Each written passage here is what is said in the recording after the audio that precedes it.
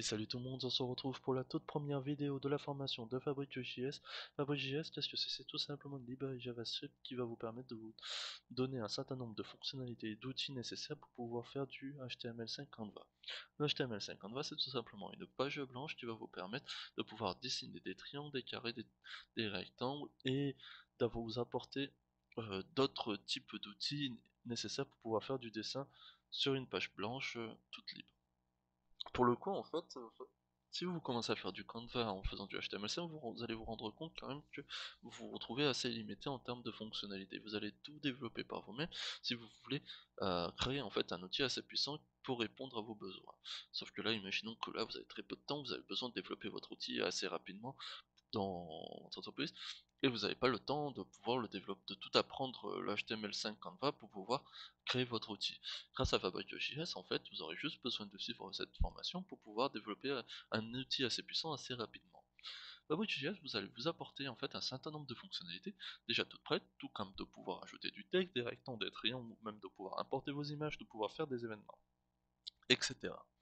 Genre par exemple, là on se retrouve face à une boîte texte de fond noir à couleur blanche et avec plein de fonctionnalités, tout comme de pouvoir le déplacer, de pouvoir le resizer proportionnellement, de pouvoir le déplacer en haut, à droite et à gauche pour pouvoir réduire ou agrandir la boîte texte tout en adaptant son texte à l'intérieur. Tout ça, ce sont des événements qui sont déjà développés par Fabric.js. Vous aurez juste besoin de appeler le type d'objet dont vous aurez besoin, et ce type d'objet aura déjà plein de fonctionnalités déjà toutes prêtes. Si par exemple vous pouvez même double-cliquer dessus pour pouvoir écrire par-dessus et voire même l'éditer. Donc en fait forcément on se retrouve à un certain nombre de fonctionnalités déjà toutes prêtes, et donc ça va nous faciliter la tâche pour pouvoir faire notre outil assez rapidement. Bien sûr, le plus difficile c'est de pouvoir comprendre la librairie, et forcément ce n'est pas aussi simple que ça pour le coup, pour retrouver toutes les informations nécessaires pour pouvoir faire votre outil. Grâce à cette formation, vous allez pouvoir avoir toutes ces informations dont je vais vous apporter, vous n'aurez pas besoin de trop chercher. Par exemple, là je vais déplacer mon boîte texte, et là on peut voir que je peux tout simplement créer des cercles avec des bordures, des carrés, des rectangles avec des bordures aussi, que ce soit aussi avec des couleurs différentes. On peut apporter des images, on peut apporter des images avec des couleurs différentes, on peut tout simplement apporter une image et pouvoir faire une animation comme vous pouvez le voir avec la coccinelle, ou tout simplement aussi de pouvoir faire des événements. Au survol de la souris, ça va tout simplement changer son texte, etc. Donc pour commencer, en fait, on va aller tout simplement ouvrir une page HTML. Donc là, par exemple, je vais juste supprimer ces fichiers. Hop, on n'a pas besoin, comme ça on va recommencer depuis zéro. Et je vais créer par exemple un fichier index.html. On va gérer une page HTML toute simple, dont on va rajouter un titre qui sera formation de Fabric.js. Alors je précise qu'en fait ce n'était pas vraiment la toute première vidéo, c'est une remake de la première vidéo, donc j'ai trouvé qu'elle était pas très bien, pas très claire du moins, et que pour le coup, à force de faire des vidéos, j'ai fini par améliorer, donc celle-là elle sera peut-être plus concise, plus claire, et donc forcément vous aurez moins de d'incohérence sur la façon dont je vais parler. Donc là, après on aura besoin d'aller récupérer notre librairie, donc on va aller cliquer sur Download the latest version pour récupérer sa dernière version. On va faire plusieurs clics, donc 3 clics, dont ça va sélectionner tout notre texte. Vous pouvez faire CTRL 1 pour sélectionner, et après copier. Vous allez tout simplement après créer votre fichier de Fabric.js dans fabricmin.js, le coller, sauvegarder, et vous allez pouvoir le fermer. Donc là après, il suffit tout simplement d'incorporer notre script, hop, script, src, de fabric.min.js. Voilà. Maintenant, on va aller retourner dans la librairie, de moins dans le site internet de Fabric.js, pour tout simplement se renseigner de comment ça marche. On va aller cliquer sur tutoriel, et là on va descendre un peu plus bas, et on va voir que on a objet, fabrique, introduction, et nous, on va juste peut-être remonter un peu plus haut, et de voir que là, bah, il nous montre comment marche le Canva de base, et nous, ce qui nous apporte, c'est de savoir le nouveau, comment Fabric marche. Donc là par exemple on voit qu'il crée en fait une variable Canva qui tout simplement crée un nouvel objet de fabrique Canva. Donc hop, on va faire un petit copier et un petit coller.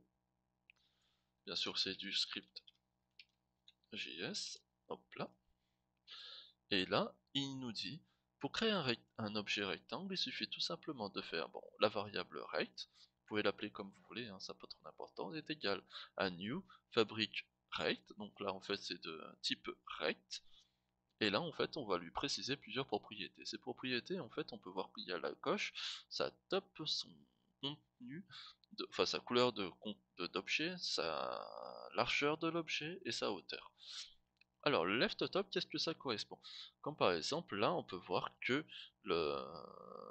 on crée un rectangle de 100 à 100 points et de dimension 20. En fait, là, les 100 c'est tout simplement le X et Y. Et bien là, c'est la même chose, le left et le top, c'est le X et Y.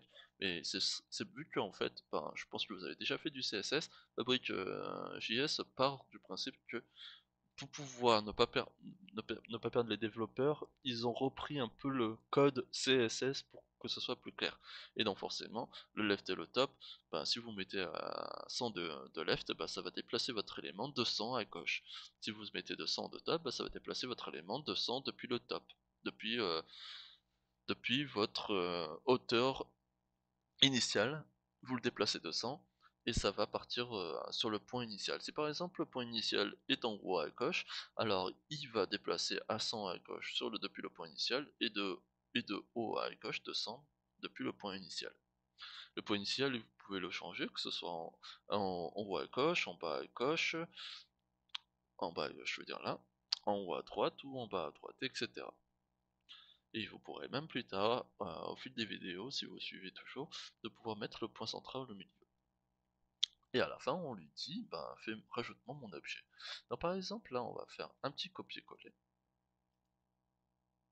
Et à la suite, on crée notre rectangle. Alors bien sûr, pour pouvoir récupérer mon canvas, il faudrait qu'il existe. Donc on va tout simplement faire canvas.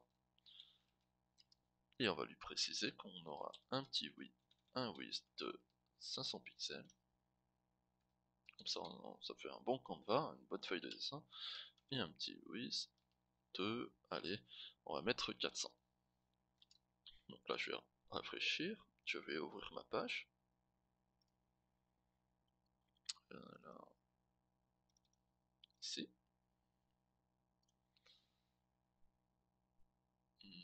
S'il veut bien. Bon, bien sûr, notre feuille de dessin on le voit pas, donc on va lui ajouter un petit style. Donc il y aura une bordure. Hop, on va réfléchir et là on voit notre feuille de dessin directement. Là maintenant, forcément, j'ai créé mon objet qui est de type rectangle, mais en fait, il ne s'affiche pas. C'est normal parce qu'en fait, on a créé notre objet, mais en fait, on l'a pas rajouté au canvas. Et en plus de ça, si je ne précise pas que l'ID de notre canvas CC, il risque pas de le trouver. Et forcément, on provoquera une erreur. Et là maintenant, si je fais canvas add de rect, ça va rajouter notre dessin carré rouge sur notre feuille de dessin. Et là, vous pouvez voir que vous pouvez sélectionner, vous pouvez le resizer, vous pouvez le redimensionner, etc. Pour pouvoir en fait créer un cercle, ça va être tout aussi simple. J'avais même pas besoin de regarder la doc, il suffit juste de vous dire que c'est var circle est égal à new fabric, et là c'est point, et là vous pouvez voir un certain nombre d'outils, dont par exemple le cercle. Et là c'est pareil. Là, vous pouvez voir en fait que c'est alcolade et ça finit par une alcolade, c'est pour vous dire que c'est du JSON, c'est un objet JSON et qui contient des propriétés qui commencent par le nom de la propriété, de points égale valeur, tout simplement. Et après vous mettez des virgules pour les espacer. Vous pouvez très bien les écrire comme ça si vous voulez, ou les entrer comme moi pour que ce soit un peu plus clair. Et là c'est pareil, donc parenthèse accolade, hop, et bien sûr new espace et non new point. Et là, c'est pareil, vous pouvez rajouter le son left qui pourrait être de 50, son top, on va dire de 200, sa couleur, on va la mettre en jaune, tiens, pour changer. Et là, vous pouvez voir que c'est vraiment des propriétés, à part le fil, qui en CSS ce sera background color, sauf que le background color et fil ne sont pas la même chose en fait. Et par exemple, c'est sa largeur, genre par exemple. Alors vu que c'est Un cercle, ce sera plutôt radius. Donc par exemple avec un diamètre de 20. Voilà. Et si je rafraîchis, ça va. Et que je vois que ça n'a rien à rajouter. En fait, là, à mon avis, on a provoqué une erreur. Et si je respecte, je vais dans ma console, il me dit que Fabric Circle n'est pas un constructeur. Alors ça doit être un C majuscule. Hop. Voilà, si je rafraîchis, ça a bien fonctionné, mais il ne s'affiche pas tout simplement parce que j'ai oublié de le rajouter. Vous pouvez rajouter vos objets à la suite de cette manière. Vous n'êtes pas obligé à chaque fois de faire canva add, et hop, notre objet s'est bien rajouté. L'objet en fait se retrouve avec un certain nombre de fonctionnalités, de propriétés qui sont propres et même à notre rectangle. Par exemple à notre carré ou rectangle, c'est la même chose.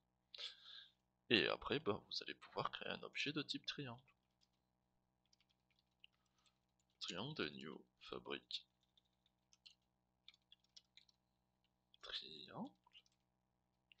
T majuscule, je pense. Et pareil, vous allez pouvoir recopier les propriétés qui sont les mêmes pour tous, à peu près la majorité des objets ont les mêmes propriétés. Et par exemple, là, je vais dire que son rush sera de 100, son top on va le laisser à 100, et par exemple, je veux une width de 100 et une S de 50, par exemple. Et bien sûr, il ne faut pas oublier de rajouter notre objet. Et voilà, on se retrouve avec un bel objet. Alors Fabric.js, ce n'est pas que ça, c'est vraiment, vous allez pouvoir, dans l'ensemble du temps, pouvoir faire votre propre outil, que ce soit changer la couleur de fond de votre objet, que ce soit de pouvoir créer un événement qui va déplacer votre objet, de pouvoir faire des liens. Si par exemple je déplace cet objet va se déplacer tout aussi bien, de pouvoir le redimensionner, de pouvoir même le bloquer, qu'il est impossible de redimensionner, de pouvoir cacher les points que vous voulez, de même le point qui pour tourner il peut être caché.